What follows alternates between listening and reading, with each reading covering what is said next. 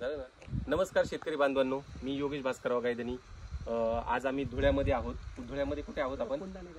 पुंडाणे गाव। आणि आपल्या सोबत अजून शेतकरी आहेत जे आपले व्हिडिओ पण बघत असतात। काय नाव सर तुमचं? बालचंद्र भामरे, मेहरगाव, तालुका जिल्हा धुळे। आणि सोबत आपले डॉक्टर साहेब पण आहेत, कुठले डॉक्टर पण आहेत आपल्या सोबत। व्हिडिओ खूप महत्त्वाचा आहे। इथं आम्ही शेतकऱ्याकडे व्हिजिटला आलो होतो आम्ही।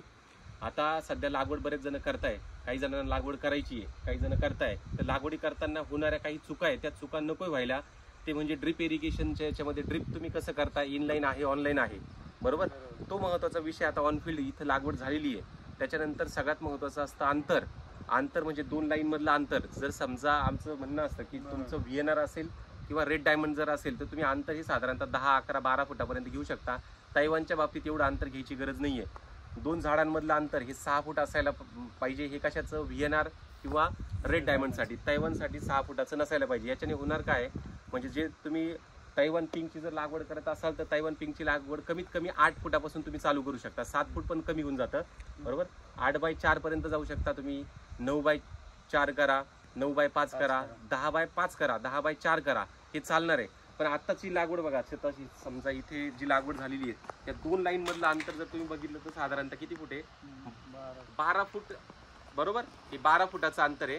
दुसरं, दोन झाडांमधलं अंतर जर तुम्ही बघायला गेलं तर दोन झाडांमधलं अंतर आहे हे 6 फुटाचं।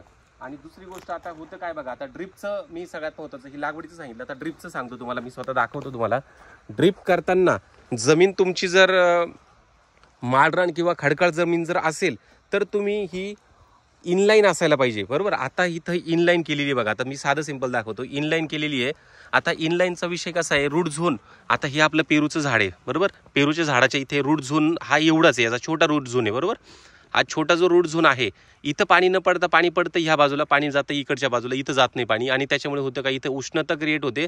आणि उष्णता क्रिएट झाल्यामुळे काय होतंय, कमी आहे रोपांचं, रोप जे आहे ना पांढरीमुळे येते, त्याला चटका बसतो आणि ते मर जो होतो ना तो मर चालू होऊन जातो, बरोबर? म्हणजे पाणी इथं पडायला पाहिजे होतं। म्हणजे ही जर ऑनलाईन जर असती तर ऑनलाईनचं इथं पाणी पडलं असतं, बरोबर? आणि इथून तुम्ही जर गेले तर बघा, आता हे पूर्ण रिकाम आहे बघा, हे दिसतंय, हे पाणी वाया जाते। याच्यामुळे होते काय, गवत वाढतंय आणि दुसरं डायरेक्टली इथं येतंय बघा, बरोबर? म्हणजे हा जी इनलाईन केल्याचा हा तोटा म्हणायचा आपल्याला, बरोबर? पाणी वाया जाते पहिली गोष्ट, इथे गवत उगतंय दुसरी गोष्ट, आणि प्रॉपर जिथं झाडाला पाणी पडायला पाहिजे, आता इथं पाणी व्यवस्थित पडते, तिथं फुटवा व्यवस्थित आहे बघा, परत एवढा गॅप आहे, बरोबर? म्हणजे हे व्यवस्थित बघायचं। इथं सुरुवातीच्या कंडिशनमध्ये अंतर जास्त असल्यामुळे रोपांची संख्या कमी बसली। आता इथं आम्ही सांगितल्याप्रमाणे आमचं म्हणणं असं आहे, आता 8x4 किंवा 8x4.5 असं तुम्ही अंतर इथं ठेवा। आता हे अंतर आपण चेंज करायला लावलंय शेतकऱ्याला, बरोबर? हेच जर सुरुवातीपासून असतं तर ही परत आपल्याला करायला लागली, म्हणजे ही गरज नसती पडली, बरोबर ना? अंतर हे सगळ्यात महत्त्वाचं। दुसरी गोष्ट, आता इथं काही ठिकाणी आपण बघितलं, जिथं तुम्ही बघा, आता जेवढे पण लागवड करताना सगळ्या शेतकऱ्यांचं म्हणणं किंवा सगळ्या शेतकऱ्यांनी एक लक्षात असू द्या, जी इनलाईन आहे तर इनलाईनमध्ये पाणी वाया गेलं, प्लस दुसरी गोष्ट आता हीट आहे, बरोबर? आता इथं ही कंडिशन बघा, हीट आहे, बरोबर? हा तापलेला आहे, हा पाईप, बरोबर? तापलेला आहे, तो कशावरती आहे? झाडावरती आहे, बरोबर? म्हणजे तुमचं सगळं व्यवस्थित होतंय, पण याचा चटका या झाडाला बसतो आणि नंतर प्रॉब्लेम होतो आणि हे झाड इथं जळायला लागतं। म्हणजे हे एक महत्त्वाचं कारण, बरोबर? म्हणजे या पूर्ण याच्यामधनं एकच गोष्ट लक्षात असू द्या, आता आपल्याला अंतर जर एवढं जास्त जर ठेवलं, तुम्ही 12 फुटाचं जर अंतर जर ठेवलं तर पूर्ण झाड किंवा पूर्ण बाग पूर्ण डेव्हलप होईपर्यंतचा तो प्रॉब्लेम तुमचा होणार आहे। कमी उत्पादन सुरुवातीला तुम्हाला मिळणार आहे। हे बघा, हे सुकायला लागलं झाड, बरोबर? आणि हे असं गवत, म्हणजे जिथं पाणी पडायला पाहिजे तिथं नाही पडत आहे आणि इकडं पाणी सगळं पडतंय।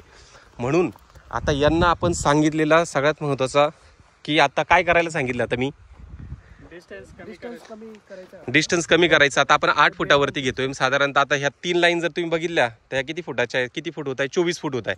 आता ही लाईन सरकून आपण इथं घेणार आहे आणि अजून एक लाईन तिथं बसणार आहे, हे पहिलं आपण करणार। दुसरी गोष्ट, आता आपण सरकवत आहोतच, आता काय लावून फक्त 15 दिवस झाले, म्हणजे तुम्ही हे अंतर पण कमी करा, 4.5-5 फुटापर्यंत अंतर करा, जेणेकरून चांगले रोपांची संख्या जास्त बसेल, बरोबर?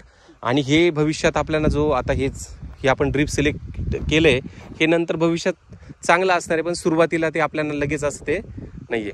चालेल, हे महत्त्वाच्या गोष्टी होत्या। मग सर्वांना समजलं का? हे आपल्याला हा व्हिडिओ बनवण्याचं कारण गुडले सर काय सांगा, सगळे शेतकरी जे आता लागवड करणार आहेत किंवा ज्यांना करायचे आहेत त्यांनी सुरुवातीला ड्रिपचं सिलेक्शन अंतर प्रॉपर घ्या. तैवानला इतकं अंतराची गरज नाहीये. जास्त प्लांटेशन होईल, तुमचं उत्पादन जास्त वाढेल. कमीत कमी 1000 रोप तरी तुमचं एक बसायला पाहिजे. धन्यवाद. भेटूया आपण पुढच्या व्हिडिओमध्ये.